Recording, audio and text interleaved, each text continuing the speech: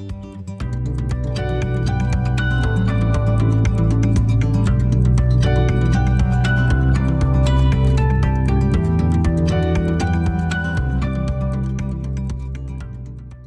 right, welcome back, mental health enthusiasts, to another episode of Ultimate Potential, a mental health podcast. I'm Tony. And I'm Craig. And today we are super excited because we're here with Rabbi Benny Zippel. That's it. That's my name, Rabbi Benny. Rabbi Benny.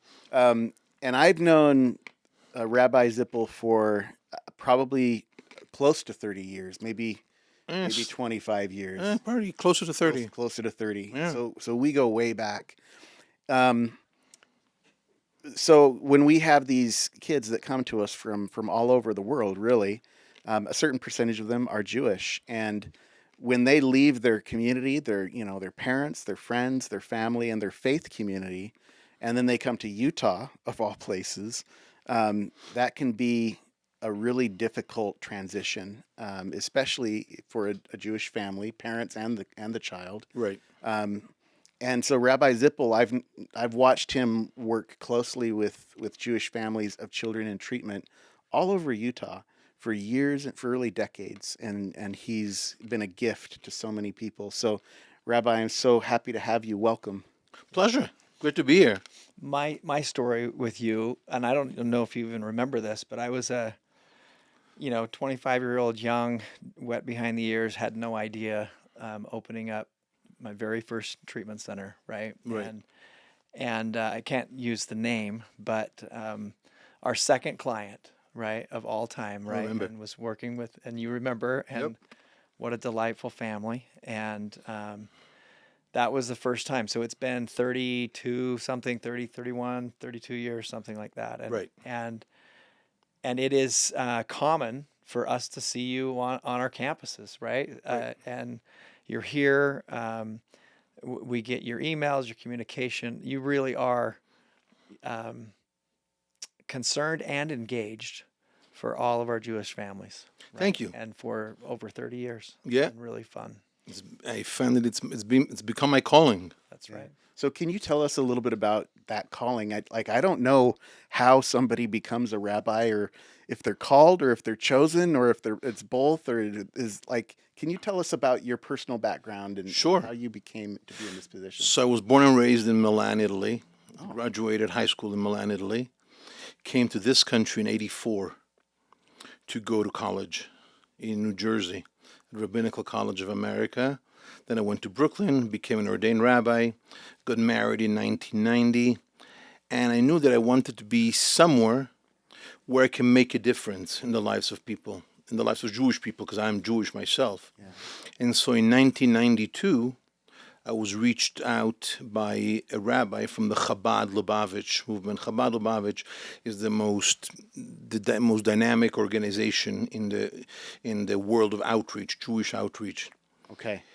And they said to me, we want to open a new post in this place called Utah.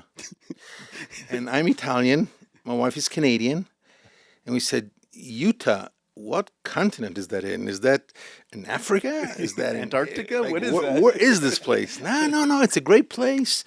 The western United States, halfway between Colorado and Nevada. And I said, sure, let's do it. And so I moved here in '92, this July of '92, and I always want to make it very clear: I do not hold a degree in mental health sciences. So I'm not a therapist, I'm not a psychiatrist, I'm not a psychologist. I'm just a rabbi. Mm-hmm. And it was December of '92, and back then it was still newspapers. Mm-hmm. And this guy calls me up from Southern California. And he says, I understand you're Jewish, and you're a rabbi, you're a new rabbi in Utah. He says, I have a 15-year-old son at a school in Utah, and I want you to go observe Hanukkah with him. The Hanukkah festivities were coming up, and I'm thinking to myself, what's a 15-year-old Jewish kid from Southern California doing in Provo, Utah? Like, why? But he was very clear he didn't want to engage with me. He didn't want to ask too many questions, and he just go see him. Uh-huh. And I went to see this boy. He was at this place called Discovery Academy. Uh-huh. And I said to him, are you the only Jewish kid here? And he looks at me and says, Rabbi, you need some education. Come with me. And he took me around in a central area in the school where kids are running around. He started pointing out Jewish, Jewish, Jewish, Jewish, Jewish. And it dawned on me right there and then that maybe 20% of the students' population, this is back in 1992, was Jewish. Yeah. Now, my mentor, the Rabbi Menachem Schneerson, the head of the Chabad movement, taught us a very important rule. When you see a problem, don't just moan about it, do something about it. If there's something that needs to be done, then do it. So I resolved right there and then, that Hanukkah of 1992, to start what we now call Project Heart. At the beginning, Heart was the acronym for Hebrew Education for At-Risk Teens. But I decided to establish an endeavor specifically for Jewish teens and young adults in rehabs throughout Utah. And it's been now 34 years. Yeah. And so from one place, I heard about another place, and you and I met, Tony, Yep. and then Telos started. And 34 years later, I'm still around, running after these kids. I keep in touch with them after they graduate Utah programs, whether they're in college or they're working. For many of them, I have had the privilege of officiating at their wedding ceremonies, and just keep in touch with them. I adore every single one of them. So many of them just love you, you become such an advocate for them, and I've watched as you have these kids. I mean, spirituality and spiritual development is such a people aren't paying attention to it, but it's such a core human need. And I've seen you work with young people and help them develop a moral compass and connect to their heritage and connect to the beliefs that they were raised with. That, all of our kids, we raise them in different faiths, and at some point they have to themselves decide that they want to buy in. And I've seen young people buy in, working with you, and it's been a beautiful thing to watch. Right. One of the things that I like to teach the kids that I think really sort of goes along with what you're saying is, if we want to take on a project of drawing a perfect circle on a piece of paper by freehand, it's literally impossible to do it. Right. Yeah. I mean, I can't do it, but I don't think anybody can. I don't think anybody can take a pencil and draw a perfect circle that is going to be perfect, exactly a perfect circle. So how do we do it? If we need to draw a perfect circle, we use a tool that is called a compass, which is essentially a pencil. But before we even worry about putting the pencil on the paper, we first let the first leg of the compass do its job with a point at the end, which is called creating a center. Yeah. When you create a center on the paper, and the center is steady, only in that moment can you let the pencil go down on the paper, and guess what? You're going to have a perfect circle. As many perfect circles as you want. Why? Because at first you have created a center. And what I've noticed with so many of these kids, some of them, the parents are too giving. Yeah. Too liberal in terms of what they allow, what they accept. And they think that the kids are going to appreciate that. But the kids don't appreciate that, because deep down, every single one of us wants to be grounded. And in order to be grounded, you have to have a center around which everything in your life evolves. Yeah. And when I interact with these kids, what I explain to them is that center is the individual relationship with God that every single one of us is able to discover within ourselves, to nurture, and to use it to guide our lives. I love that metaphor of the compass. I remember every year in grade school, they made you buy the compass. Right. We never used it. I didn't know what it was for. I'm like, oh, it's a pokey thing. But the way I see it, I've always thought of spirituality as each one of us, we're kind of like the ivy, the vines and we grow along the ground, and sometimes some of us need a wall. And once that ivy hits the wall, it starts to grow up, toward the light, toward the Right. sun. And for some of us, myself included, I need a developed faith community that is a wall for me to kind of climb up. Yep. Otherwise, I'm just going to spend my life growing along the ground, and you've helped provide that for many. So, Well, it's my privilege to be here for them. yeah. My, I think the thing that I'm grateful for the work that you've done with us, right, is being a comfort, a liaison, and really the trust factor for the families. Just yesterday, Tony and I were arguing, a healthy argument, right? Like a fun, spirited, deep discussion about our core values of why we do our treatment. And one of my core values is a deep compassion and service to parents. Most people look at my resume and they say, oh, you love kids. You want to help kids. You want to save kids. And that's all true. But my real why, my original why, is because I had my first child. And I wanted to create something that would honor families who love their kids so much when they're afraid that they're going to die, that they have a place that they can trust, right? Right. Some other father that understands how it is to be a father. Right. And so that is one of my personal core values. Well, when you are, especially for the families who live inside of a strong Jewish culture, right? And then they have to send their child for mental health needs off to another state, off to Utah, out here with a whole bunch of Latter-day Saints or people who they don't understand, and there's no reason for them to trust, but they have to trust us because their child needs our level of care. Right. And so who do we call, right? We call you, and you're able to bridge that trust gap with our families and our parents. How do you do that? And is that an important part of? That is a very important part because in Judaism, religion is not just something we practice, or what I usually like to say, and I discuss this with kids, there are 24 hours to a day. There are 7 days a week. There are 168 hours to a week. If you ask the average Joe out there, from the 168 hours a week, how many of them are you actually actively engaged in your faith? Whatever that faith is. Doesn't matter what it is. Out of 168 hours a week. The number, nowadays especially, Very small. very small. Yeah. Maybe a few hours a week I go to church, I go to a service, maybe I'll attend some Bible class. I don't know. You want to be generous, you can somehow stretch it out to 3, 4, 5 hours a week. Even that's questionable. Yes. What is important in Judaism, based on a verse in Jewish scripture that says, know him, like K-N-O-W, know him, know God, in all your ways.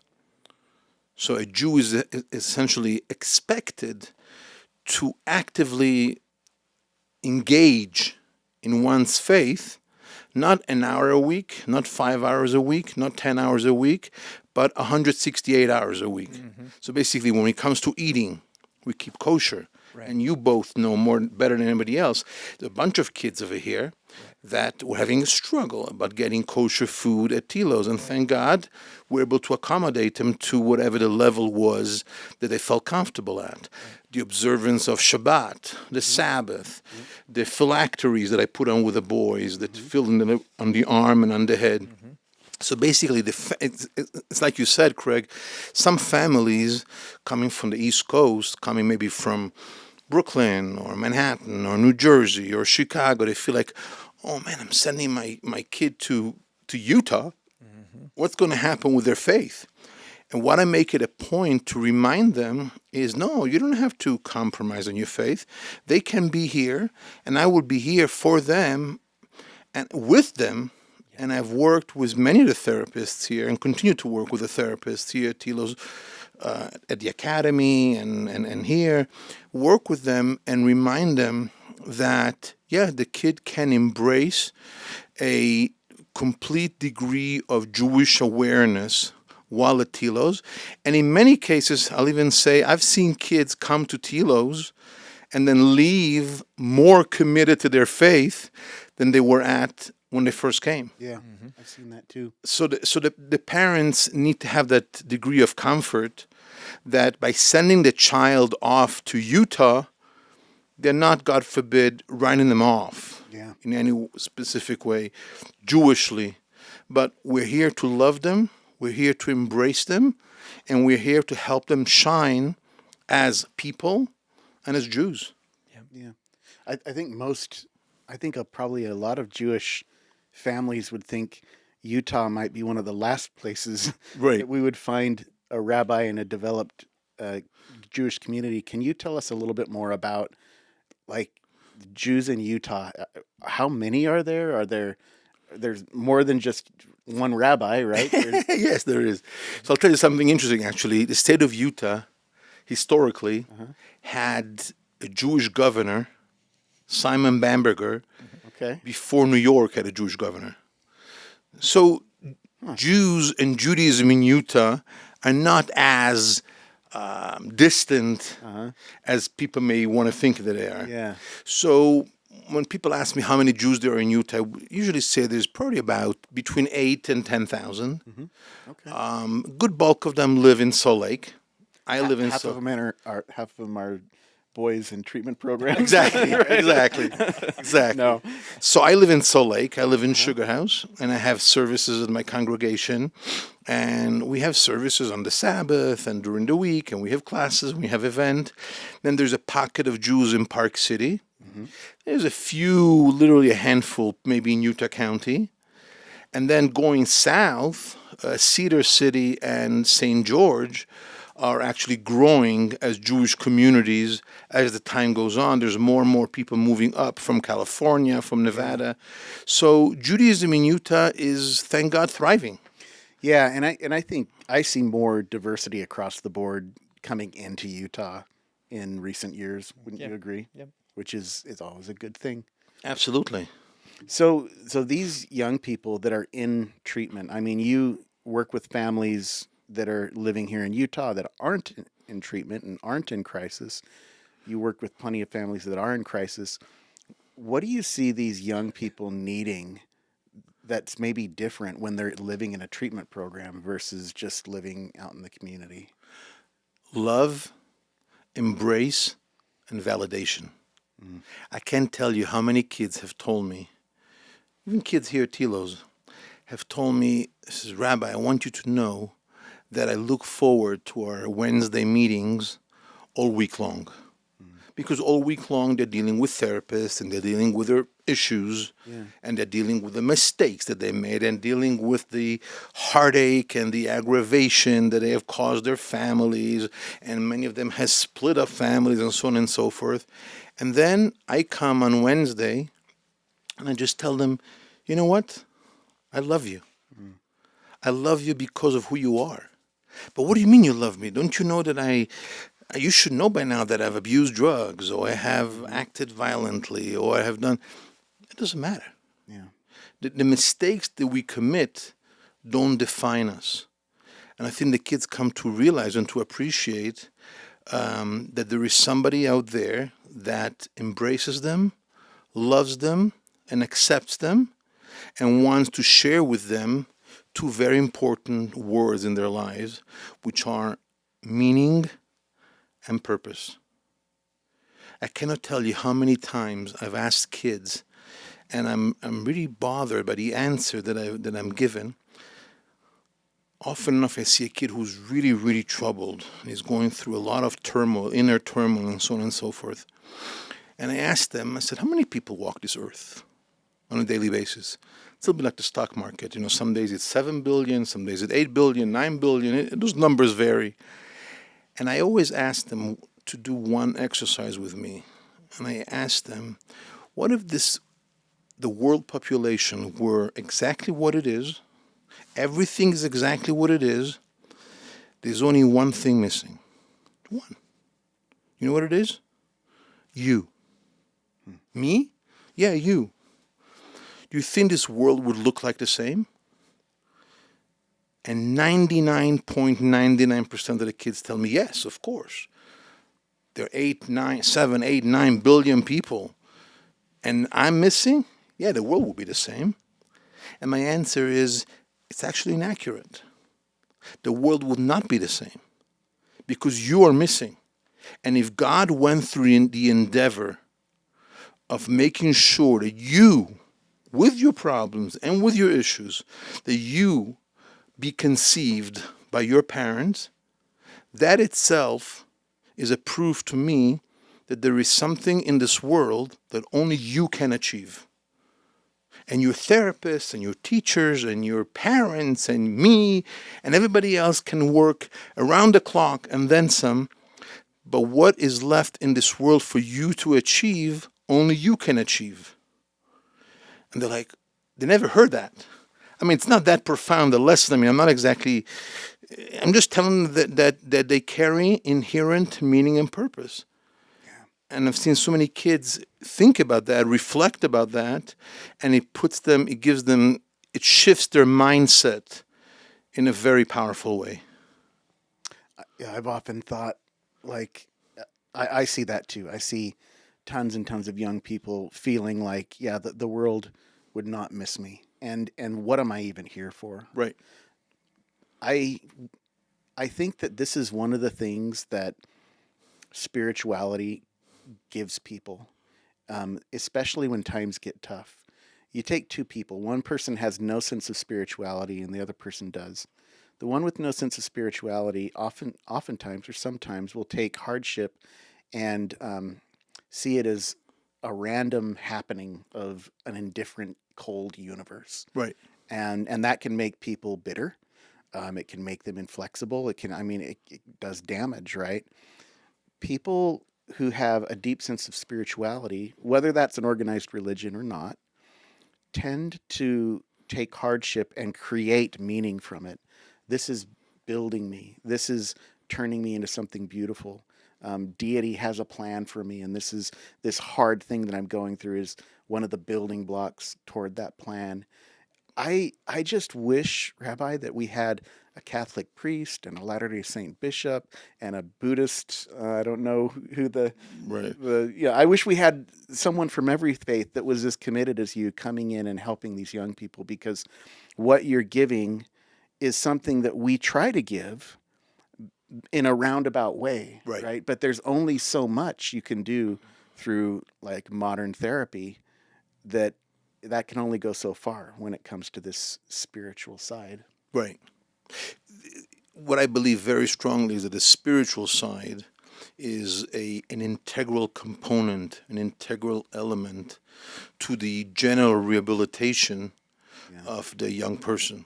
It's not just an additional thing that, well, yeah, we can bring some spirituality to. No, spirituality is fundamental.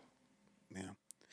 I have been really interested in studying happiness, like scientifically, what creates happiness. And I get like endorphins and serotonin, but are there practices that we can do that actually create happiness? And I came across a meta study done by a researcher, Sonia Lombayowski of the University of California, Riverside. And she did this meta-analysis where she looked at 50 years worth of research trying to find what are the things that actually create happiness. And what she was able to do is they boiled it down to 12 things. One of them was gratitude. One of them was acts of kindness. One was avoid overthinking and comparing yourself to others. One was, taking care of your body.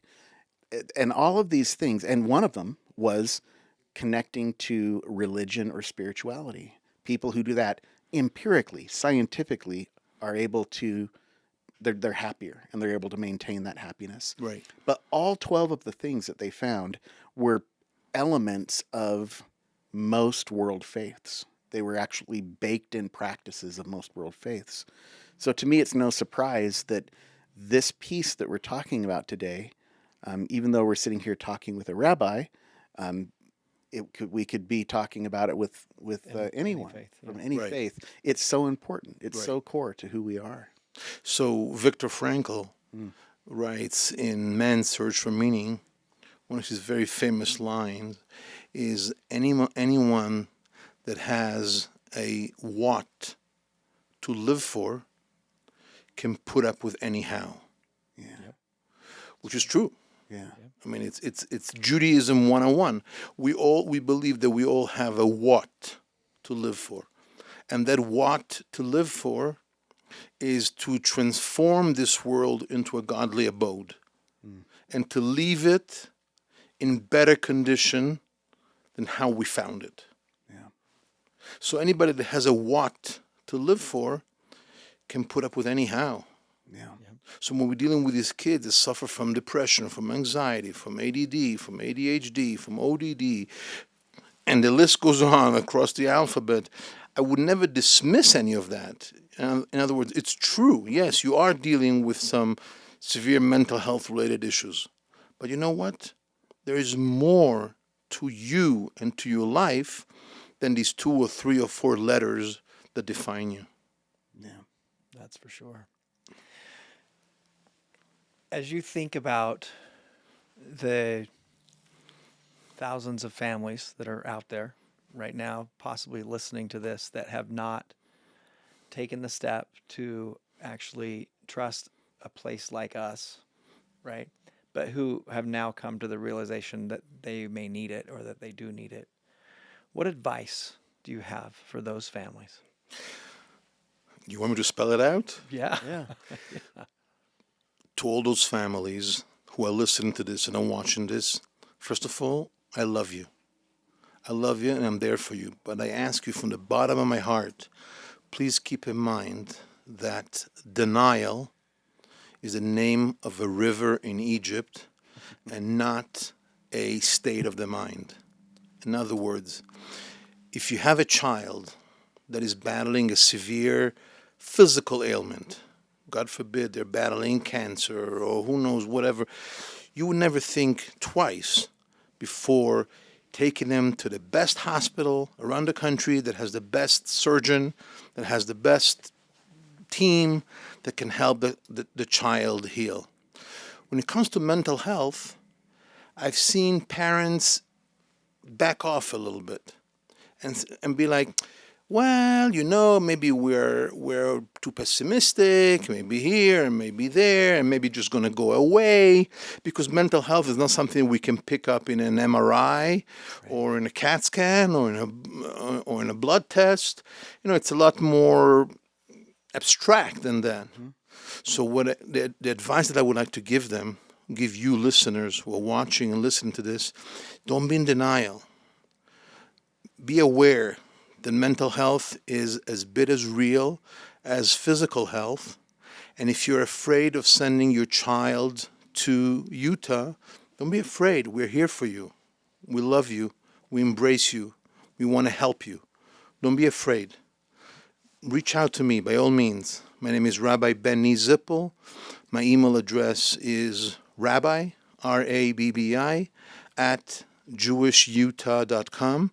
Feel free to reach out. Feel free to ask me questions. I mean, I've been in this field now for 34 years, and I've worked with a lot of kids and a lot of adults and from different family situations. But the main thing is, don't do nothing because you're afraid of making a mistake. That itself is the biggest mistake. Yeah. You have to be proactive. You have to be on top of it and know that there is help available. So this kind of brings us to, as we wrap up our conversation, one of the last things we would like to ask you is, where can you point families, any listener who wants to learn more or wants to support you? I know you're deeply engaged in the fundraising community. You have causes that you're passionate about. If Project Heart. If they want to support Project Heart, right, where do they go? What do they do? And are there other resources you would point them to? First of all, Telos itself is a Project Heart supporter. Yes, we are. For that, we're very grateful. We appreciate it. If you want to support Project Heart, reach out to me. Again, Rabbi at jewishutah.com, and I can help you out, whether it is through a donation or credit cards, stocks, real estate, vehicles, whatever it is that you want to help. We appreciate it. Project Heart is an endeavor that runs 7 days a week, 24 hours a day. People call me at all hours of the day and of the night, with young men and women in crisis. And we have been there for them. We are there for them. We want to help them. And we greatly appreciate you listeners helping us. Yeah. Yeah, when we have these vehicles that big vans, we drive the students around, and students are so rough on them, and eventually they wear out. And it's nice when they do. We can just donate them to Project absolutely. Heart. Absolutely. That's right. It helps. It's a Very, win-win, very grateful. right? Win-win. Well, Rabbi, thank you so much for taking the time, coming to be here with us. I can't imagine how many miles you put on your car in a year. A lot. But I just sincerely, from the bottom of my heart, I really do want to thank you for being a man of convictions, for being a man of compassion, for being someone who has a mission in life, and has a clear purpose, and just all that you've given to these families and these students, and frankly to us. Yes. As people who aren't Jewish, I mean, goodness is goodness, and you've enriched our lives and helped make us better men and better people. So thank you so much. My pleasure. Great being here. If there's anything that I can do, please let me know. Well, We're always eager to help. as you know, we don't hesitate. Right, right, exactly. So again, thank you. And I just, you already know this inherently, but you make a difference to the world. You make a difference to the one and to the many. Thank you, Craig. Greatly appreciate it. Yep. Well, with that, we are going to go ahead and make it a wrap for another episode of Ultimate Potential. We'll see you next time. And in the meantime, remember, mental health matters. Thanks for listening. Your mental health journey is so important to us. We'd love your help spreading the word so we can reach as many people as possible. Don't forget to share, like, and subscribe here on our social media or wherever you access your podcasts. Thanks.